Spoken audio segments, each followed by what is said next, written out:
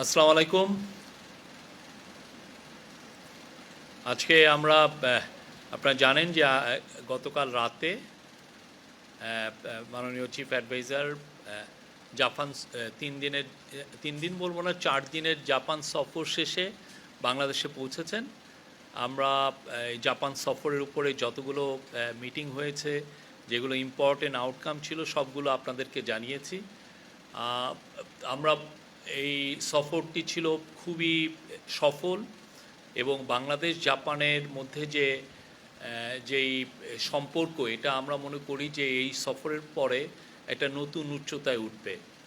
এই সফরে 3টা বিশেষ আউটকাম ছিল। একটা হচ্ছে যে অবশ্যই আমাদের সাথে জাপানের যে বায়োল্যাটারাল যে রিলেশনশিপ, সেটা আরও গভীরতর, সেটা আরও স্ট্রঙ্গার হলো।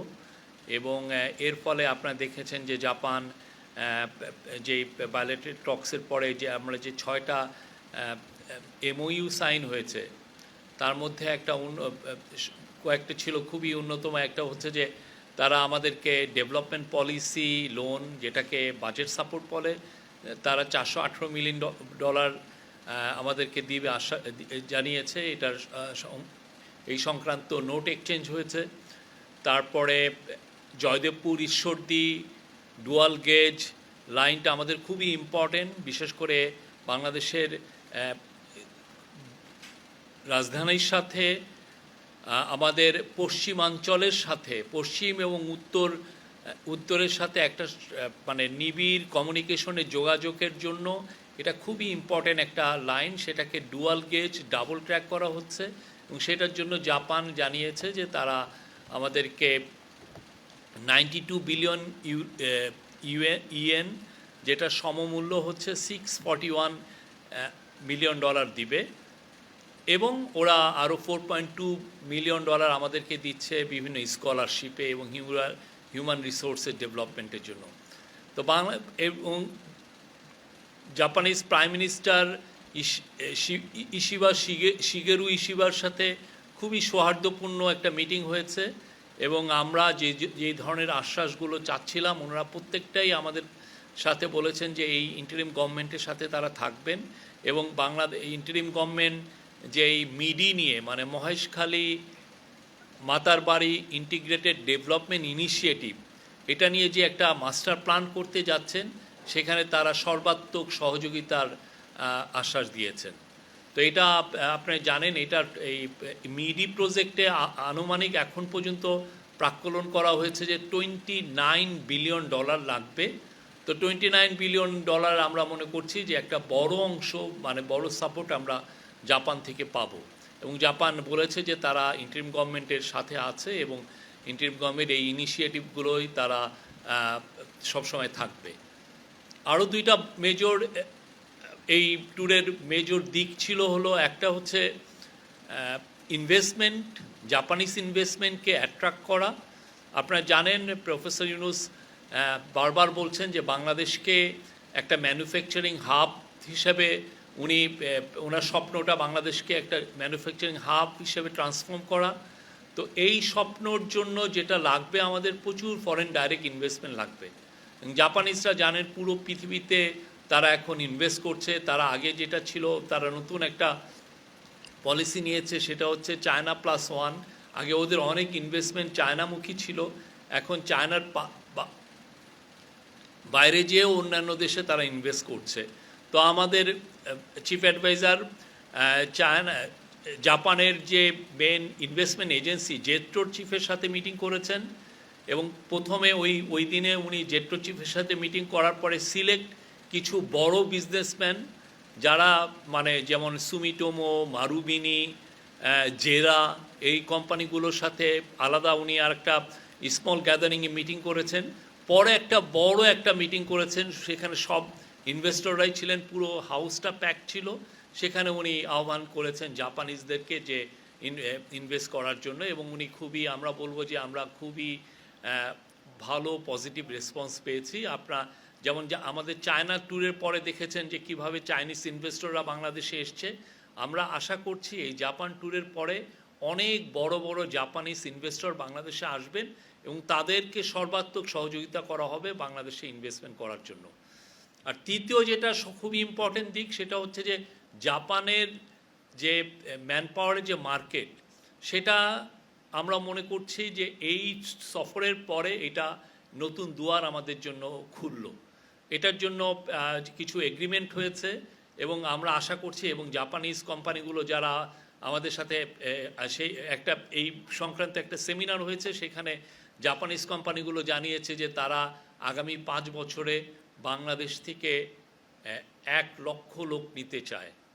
এটা ওরা এক্সপ্রেস করেছে। আমাদের এখন এই চ্যালেঞ্জটা আসলে আমরা তাদেরকে পাঠাতে পারবো কিনা, এবং সেই লক্ষ্যে প্রফেসর ইউনূস অলরেডি একটা টাস্ক ফোর্স গঠন করেছেন। একটা সমন্বিত উদ্যোগ আমরা নিলে 1 লক্ষ কেন, হয়তো আমরা এর চেয়ে বেশিও পাঠাতে পারবো। এরকম একটা কাজ নেপাল করেছে। নেপাল করার ফলে এখন 1.5 লক্ষ নেপালি জাপানে আছে। সেখানে বাংলাদেশে ওই জাপানে আছে ম্যাক্সিমাম, কেউ বলেন 32,000, কেউ বলেন ম্যাক্সিমাম 40,000। এর বেশি জাপানে বাংলাদেশি কোনো ওয়ার্কার বা বাংলাদেশি যারা ওইখানে পড়ালেখা করছেন, এদের সংখ্যা 40,000-এর উপরে হবে না। অলরেডি আমাদের কিছু কাজ করার কারণে এই বছরের প্রথম সেমিস্টারে 3,000 বাংলাদেশি গিয়েছেন জাপানে পড়ালেখা করতে। এটা রেকর্ড নাম্বার। এবং এটার মূল কারণ ছিল যে তারা আগে যারা 3,000 বাংলাদেশি গিয়েছেন জাপানের ল্যাঙ্গুয়েজ ট্রেনিংয়ের জন্য, এবং এই ল্যাঙ্গুয়েজ ট্রেনিংয়ে আগে যেটা হতো যে কিছু ব্যাংকিং সমস্যা হতো এবং এটার কিছু ভিসাগত জটিলতা হতো, সেগুলোকে আমরা রিজলভ করেছি। এবং রিজলভ করার কারণে এই রেকর্ড পরিমাণ 1 সেমিস্টারে 3,000 বাংলাদেশি গিয়েছেন সেখানে পড়তে। এবং আমরা আশা করছি আগামী আরও 2-3টা যে সেমিস্টার আছে, সেখানে আরও অধিক সংখ্যক বাংলাদেশি যাবেন। এবং এটা বাংলাদেশের যে অ্যাম্বাসেডর উনি বলেছেন এটা অ্যাটলিস্ট 10,000 হবে। বাট আমাদের ইচ্ছা এই আগামী 5 বছর 1 লক্ষ বাংলাদেশিকে পাঠানো, এবং সেই অনুযায়ী কাজ হচ্ছে। ওই সংক্রান্ত যে সেমিনারে প্রফেসর ইউনূস বক্তব্য রেখেছেন, আমরা আপনাদের সেই বক্তব্যটা শেয়ার করেছি। এবং ওইখানে ইভেন যারা বড় করে তাদের সাথে উনি আলাপও করেছেন, 1-to-1 আলাপ করেছেন। এবং আমরা আশা করছি যে জাপানে বাংলাদেশের যে আগে যে ইমেজ ক্রাইসিস ছিল সেটা থাকবে না, প্রচুর বাংলাদেশি যেতে পারবে। এবং সত্যিকার অর্থে আমরা এমন সময় জাপানে এটা নিয়ে মুভ করছি যে এই সময় জাপানে যেগুলো ট্র্যাডিশনাল সোর্স থেকে জাপান তাদের শ্রমিকদেরকে নিতেন, সেই জায়গার থেকে জাপানে লোক কম যাচ্ছে। যেমন ইন্দোনেশিয়ার ইকোনমি বুম হওয়ার কারণে ওদের ইন্দোনেশিয়ার থেকে কম লোক যাচ্ছেন জাপানে। সিমিলারলি ভিয়েতনামেরও একই অবস্থা। আর মায়ানমার থেকেও অনেকে যেতেন, কিন্তু মায়ানমারে এখন আপনারা জানেন একটা যুদ্ধাবস্থা, সেই জন্য যেতে পারছেন না। তো আমরা মনে করছি এটা বাংলাদেশের জন্য পারফেক্ট টাইম। এবং আগামীতে আমরা মনে করি যে প্রচুর সংখ্যক বাংলাদেশি যাবেন। এটা একটা বাংলাদেশের ইম্পর্টেন্ট ম্যান পাওয়ার ডেস্টিনেশন হবে। এই ছিল এই ট্যুরের মূল আউটকাম। এছাড়া উনি জাইকা মিটিং কয়েকজন মিনিস্টারের সাথে কথা বলেছেন, জাপানিজ বিজনেসম্যানদের সাথে কথা বলেছেন। এটা ছিল খুবই একটা সফল ট্যুর। এবং এর বাইরে নিকে ফোরামে উনি কথা বলেছেন। নিকে ফোরামের বক্তৃতাটাও আমরা আপনাদের সবার সাথে শেয়ার করেছি। এবং ওইখানে নিকে ফোরামে আপনারা জানেন মাহাতির মোহাম্মদ এসছিলেন। মাহাতির মোহাম্মদের সাথে ওনার 1-to-1 একটা মিটিং হয়। এটা খুবই লাইভলি একটা মিটিং ছিল। আর আগামীকাল আমাদের একটা ইম্পর্টেন্ট মিটিং আছে, সেই বিষয়ে আমাদের deputy press secretary Azad Majumdar বলবেন।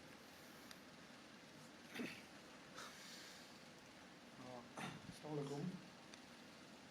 আগামীকাল জাতীয় ঐকমত্য কমিশন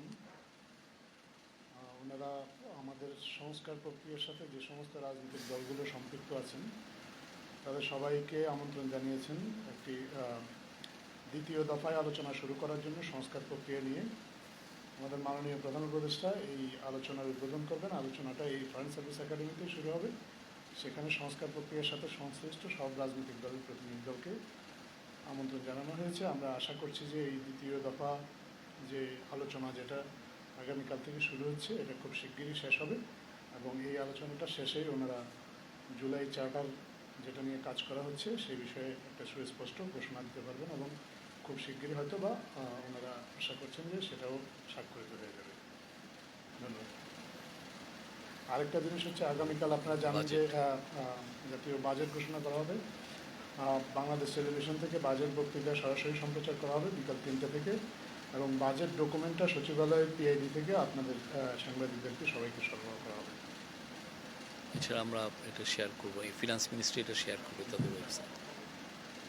সরি, ও এটা আগামীকাল বিকাল 4:30টায় এটা শুরু হবে। সংস্কার প্রক্রিয়ার সাথে সংশ্লিষ্ট এর আগের দফায় যাদের সাথে যেই সমস্ত রাজনৈতিক দলগুলোর সাথে আলোচনা হয়েছে তাদের প্রত্যেকের প্রতিনিধিকে আমন্ত্রণ জানানো হবে।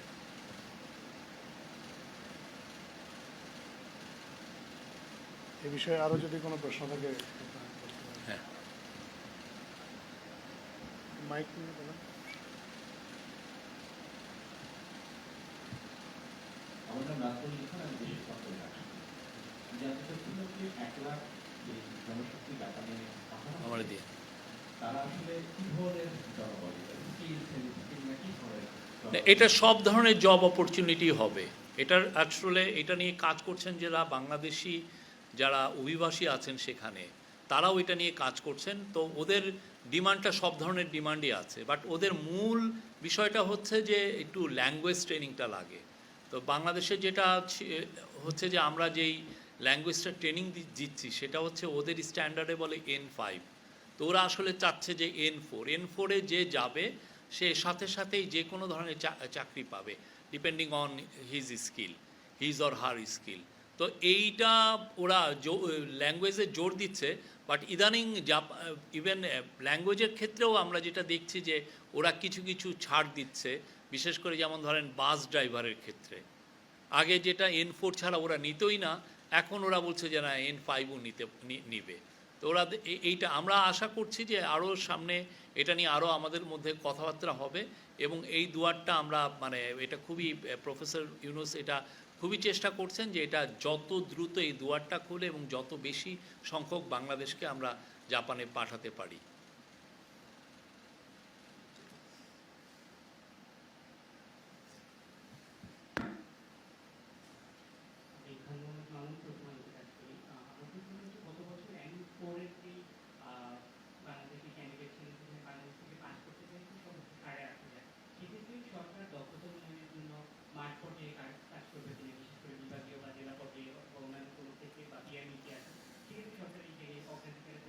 না, আপনি খুবই ইম্পর্টেন্ট একটা কোশ্চেন করেছেন।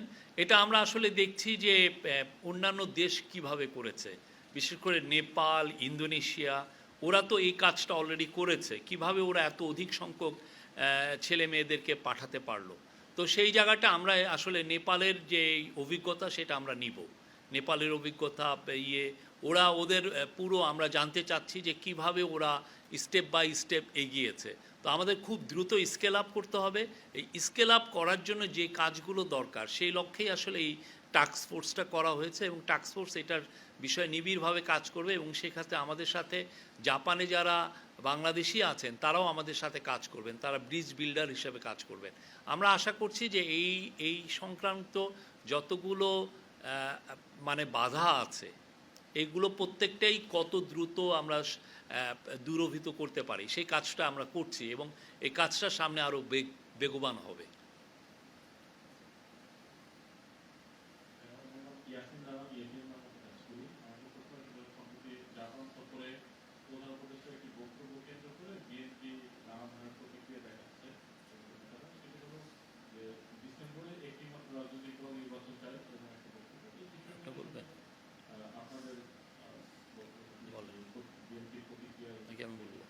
উনি বড় দলগুলোর মধ্যে একটি দল নির্বাচন চাচ্ছে এটা মিন করেছে।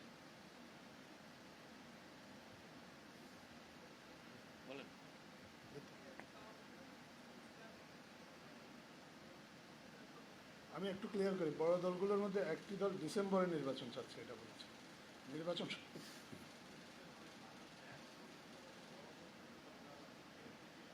ঠিক আছে, এটা ক্লিয়ার পরে এটা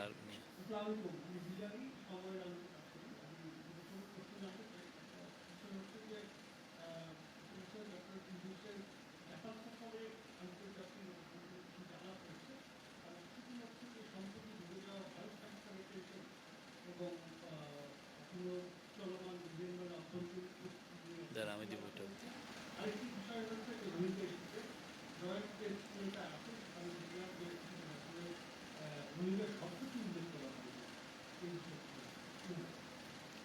প্রফেসর ইউনূস তার মিটিংয়ে উনি রোহিঙ্গাদের বিষয়, বিশেষ করে এই ক্রাইসিসটা যাতে খুব দ্রুত রিজলভ হয় সেই জন্য জাপানের কাছে আহ্বান, মানে তার সহায়তা চেয়েছেন এবং তাদেরকে বলেছেন তারা যেন যে এফর্টটা দিচ্ছেন এটার জন্য রিডাবল হয়, এফর্টটা যাতে দেন সেটা বলেছেন।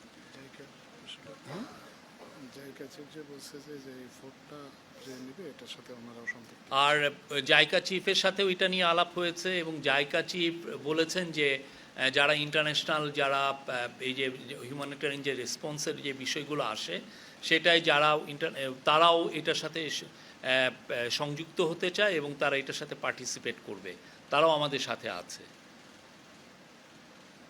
আর একটা প্রথম কোশ্চেন কি বললেন?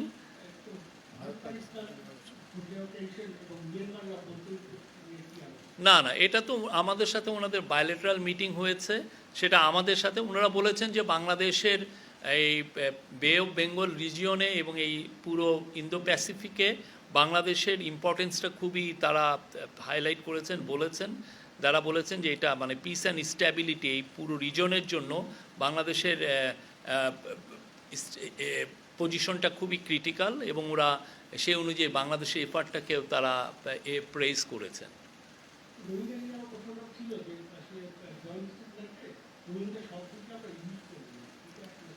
না, রোহিঙ্গা শব্দটা তো বারবার আসে, তো আমরা কি রোহিঙ্গা শব্দটা কোনো সময় ড্রপ করেছি?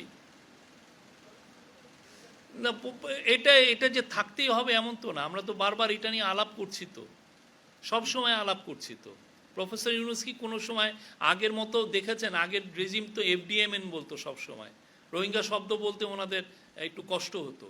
উনি তো বারবার রোহিঙ্গা করছেন। আমি আপনাকে কত ভিডিও দেখাবো এটা নিয়ে। উনি বলছেন রোহিঙ্গাদের সাথে যে উনি চিটাগাংয়ের ডায়ালগে কথা বলেছেন।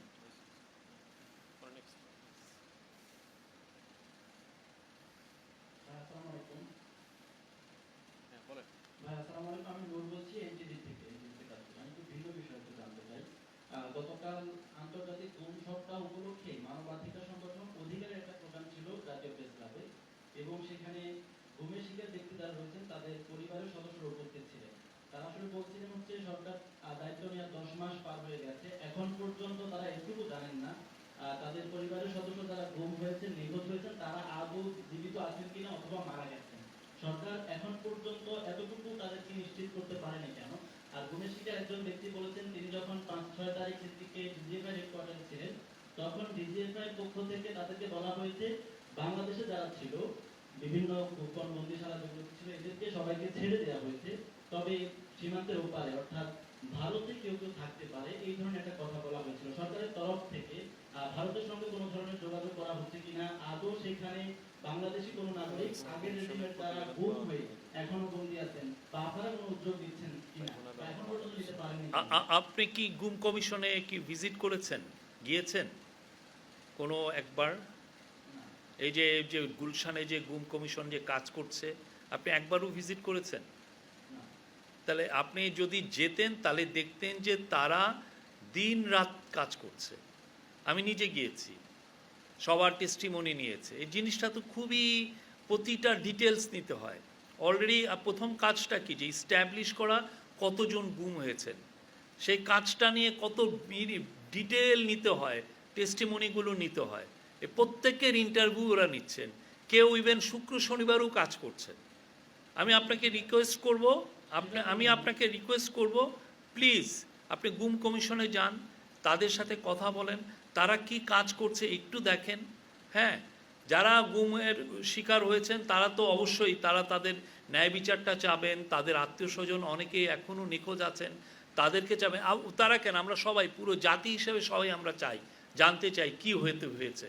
তো এই কাজটা খুবই সিরিয়াসলি করছেন আমাদের গুম কমিশন। এটা নিয়ে অলরেডি আমরা দুইটা রিপোর্ট পাবলিশ করেছি, আর একটা রিপোর্টও সামনে আসবে এবং আপনারা অনেক কিছু ডিটেলস পাবেন। এই পুরো কাজটা আমরা সবাইকে বলবো যে সিরিয়াসলি সবাই করেন, এটা নিয়ে সবাই জানতে চাই।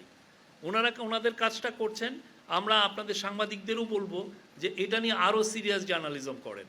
আমরা জানতে চাই কেন একটা লোকও যাতে যেই হারিয়ে গেছেন তার প্রত্যেকটা লোক কোথায় গেল, তার ফেট কী হলো, আমরা এটা জানতে চাই। তবে আমি আপনাকে আবারও বলি, আপনি একটু দেখেন তারা কি কাজগুলো করছে, তাদের কাজের আপনি কোনো কমতি আছে কিনা একটু যেয়ে দেখেন। ভারতের সঙ্গে কোনো ধরনের যোগাযোগ আপনারা করছেন কিনা, সেখানে তো আছে কিনা? এটা তো পুরোটা কমিশন আগে কাজটা করুক, কমিশন পুরো তাদের ফাইন্ডিংসটা জানাক, তারপরে আমরা পরবর্তী কাজ আমরা করব।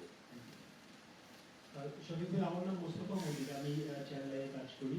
আমি আবার সেই জাপান প্রসঙ্গে আসি। যদিও জানি যে নেপালে থেকে জনশক্তি নেওয়ার জন্য জাপান নিজেই একাধিক প্রশিক্ষণ ইনস্টিটিউট স্থাপন করেছে এবং তারা বলছে যে ওদেরই প্রশিক্ষক নিয়ে তারা বলছে যে আমরা এই স্ট্যান্ডার্ডে চাই এবং ওভাবে গড়ে তুলেছে।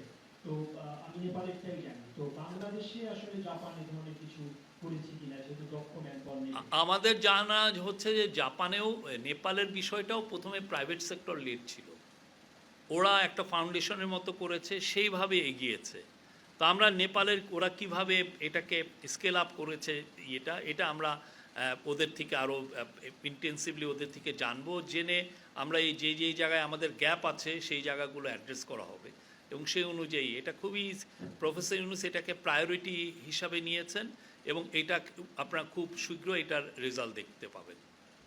আমি টানি টুকুরিকে টানা পড়লো বিভিন্ন বন্ধ আত্মবন্ধ, এটা নিয়ে আপনি কি করবেন? এই জায়গা টুকুরিকে এটা নিয়ে আমি দেখি আমরা হেলথ অ্যাডভাইজার আমরা হেলথ সেক্রেটারির সাথে কথা বলবো, বলে আপনি নেক্সট আমাদের প্রেস কনফারেন্সে আবার এই কোশ্চেনটা উঠেন, আমি এটার উত্তর দিব। আমরা তো কালকে জাস্ট জাপান থেকে আসলাম, এ বিষয়ে আসলে আপডেটটা আমার নেওয়া হয়নি। আসসালামু আলাইকুম, আমি গোলাম কিবরিয়া, বাংলাদেশ টেলিভিশন আছি। অভিযান পরবর্তী সময়ে বাংলাদেশের বিভিন্ন শ্রেণীর মানুষের বিভিন্ন ধরনের চাহিদা বা চাওয়া দেখেছি। বাংলাদেশ একটি কৃষি প্রধান দেশ, এবং চিন্তা করেছে আমাদের শুরু করেছে সম্প্রতি জাপান করলো। সেক্ষেত্রে বাংলাদেশের কৃষক বা কৃষিকে বিপ্লবের ক্ষেত্রে বিভিন্ন বিদেশি যে দেশগুলো তাদের সহযোগিতার পাশাপাশি দেশীয় উদ্যোগে সরকারের উদ্যোগে কৃষক এবং কৃষিকে বিপ্লবের জন্য আপনাদের কোনো উদ্যোগ বা নির্বাচন কিছু পরিপ্রেক্ষিতে সবকিছু জানতে চাচ্ছি। আমাদের কিছুদিন আগে কৃষি সেক্রেটারি এসেছিলেন, এগ্রিকালচার সেক্রেটারি, উনি একটা পুরো ডিটেল আপনার এইখানে এসেছিলেন, এই বিষয়ে কথা বলেছেন। আর কৃষি নিয়ে যে চিফ অ্যাডভাইজার যে কি উদ্যোগ নিচ্ছেন আপনারা তো প্রায়ই শুনছেন। আজকে উনি জুট নিয়ে কথা বলেছেন, জুটকে কিভাবে আমরা সেই আবার গোল্ডেন ফাইবার হিসাবে দেখতে চাই সেটা নিয়ে বলেছেন। এবং জুটের পুরো জিনিসটা জুটের এখন ওয়ান অফ দ্য বিগেস্ট বাজার হচ্ছে হলো চীনের সাথে আমরা নিবিড় কথা বলছি। চীনের ইভেন আজকে কমার্স মিনিস্টার তার বক্তৃতায় জুটের ইম্পর্টেন্স নিয়ে কথা বলেছেন। তো এইটা আমরা সত্যিকার অর্থে আমরা যেই জায়গায় আছি জুটকে আমরা ডাইভার্সিফাই করতে পারিনি। দেখেন আমরা এই বস্তা আর কিছু ব্যাগ ছাড়া আর ছাড়া আমরা তেমন কিছু করতে পারিনি। তো তাদের তো সেই টেকনোলজি আছে, তারা হাইটেক ইউজ করে। তো ওদের সাথে আমাদের যদি একটা ম্যাচিং হয়, ওদের হাইটেক আর আমাদের পণ্য, তাহলে আমরা মনে করছি যে জুটে একটা বড় রকমের কাজ হবে, বিপ্লবও হতে পারে। তো সেই কাজটার জন্য আজকে চিফ অ্যাডভাইজার তার বক্তৃতায় এটা নিয়ে বলেছেন। আর আপনি দেখেন অন্যান্য বিষয়গুলো তো থাকছে, উনি নিজে যে পার্সোনালি শি জিনপিংয়ের কাছে বলেছেন যাতে বাংলাদেশের আম, তারপরে কাঁঠাল এবং পেয়ারা যাতে লার্জ স্কেল চায়নায় নিয়ে যায়। চায়নার তো বিশাল মার্কেট, জাপানেও উনি একই কথা বলেছেন। তো এই যে আম অলরেডি দেখেন এই যে 3-4 দিন আগে প্রথম চালান আম চায়না গিয়েছে। এটা তো এই যে যারা আম করছেন এরাও তো চাষি। বাংলাদেশের কৃষিকে রিইনভিগোরেট করতে, আরও জোরদার করতে সর্বোচ্চ চেষ্টা করা হচ্ছে এবং আমরা প্রতি মাসেই আমরা ভাবছি যে আমরা কি কাজ করছি। আমরা কৃষি অ্যাডভাইজার বা কৃষি সেক্রেটারি এসে আপনাদের সামনে বলবেন।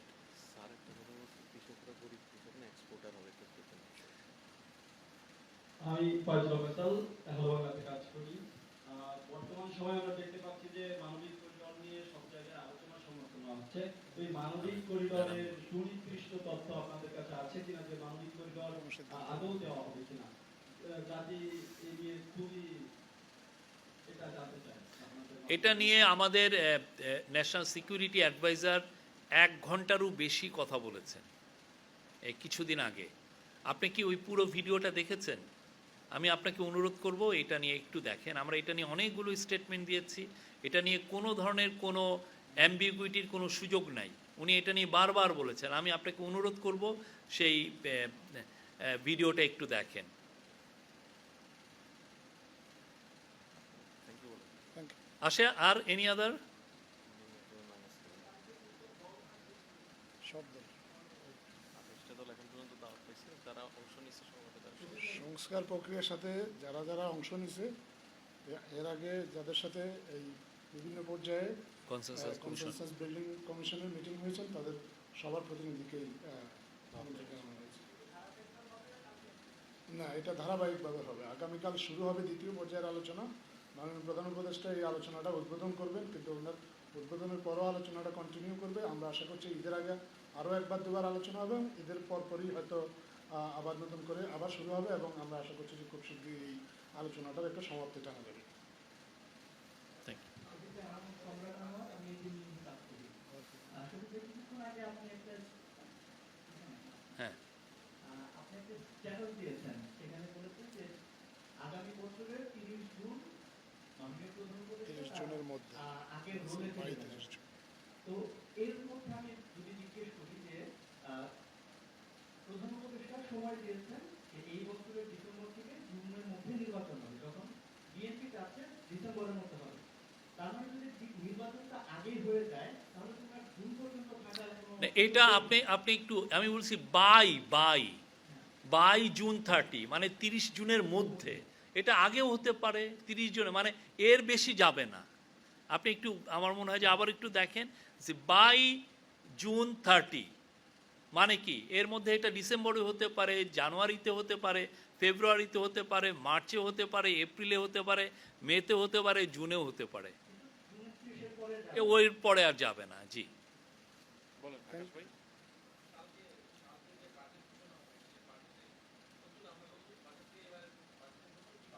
এটা আগামীকাল বাজেট ঘোষণা হলে আপনারা জানতে পারবেন। এটা নিয়ে আমাদের ফিনান্স অ্যাডভাইজার 3 তারিখে এই সম্ভবত ওসমানী যে হলে উনি কথা বলবেন 3টার সময় এটা নিয়ে। তখন আপনাদের যত কোশ্চেন আছে উনি নেবেন। নতুন কি আছে তো বাজেট ঘোষণা হইলে দেখেন। থ্যাংক ইউ ভাই।